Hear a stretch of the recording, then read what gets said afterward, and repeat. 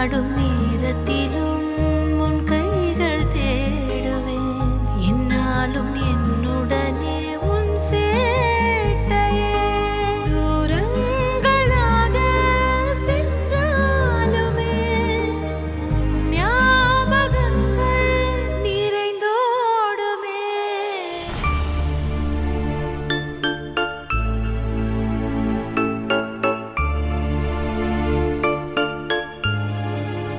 ஐயா சாப்பிட வாங்க ஐயா. எனக்கு வேண்டாம் சார், காலையிலேருந்து நீங்கள் எதுவுமே சாப்பிடல.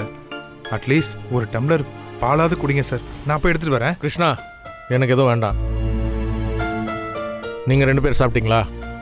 எங்களை விடுங்க ஐயா, நீங்க வந்து சாப்பிடுங்க. ஹாசினி கண்ணும் சாப்பிட மாட்டேங்குது. நீங்களாவது. ஹாசினி சாப்பிடலையா? ஆமாங்க ஐயா, நாங்க 2 பேரும் மாறி மாறி கூப்பிட்டு பார்த்துட்டோம். பாப்பா எதுவுமே பேச மாட்டேங்குது. அதோட ரூம்ல உட்கார்ந்து அம்மாவோட போட்டோவை வெறிச்சு வெறிச்சு பார்த்துக்கிட்டு இருக்கு. நீங்கள் சாப்பாடு எடுத்துட்டு ஹாசினி ரூமுக்கு வாங்க. ஆ, நான் வரேன். சரிங்க ஐயா.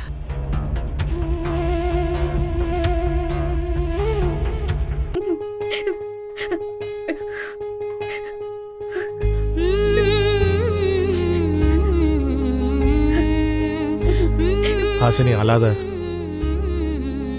அம்மா இப்போவும் நம்ம கூட தான் இருக்கா, சாமியா இருக்கா. நீ அம்மாவை நினைச்சு கவலைப்பட்டு சாப்பிடாம இருக்காதம்மா. ஐயா, இந்தா சாப்பிடுமா. அம்மாவை பறி கொடுத்துட்டு அப்பா தாங்க முடியாத துக்கத்தில் இருக்க. நீயும் சாப்பிடாம இருந்து அப்பாவை இன்னும் கஷ்டப்படுத்தாதம்மா. ப்ளீஸ் ஹாசினி, சாப்பிடுமா.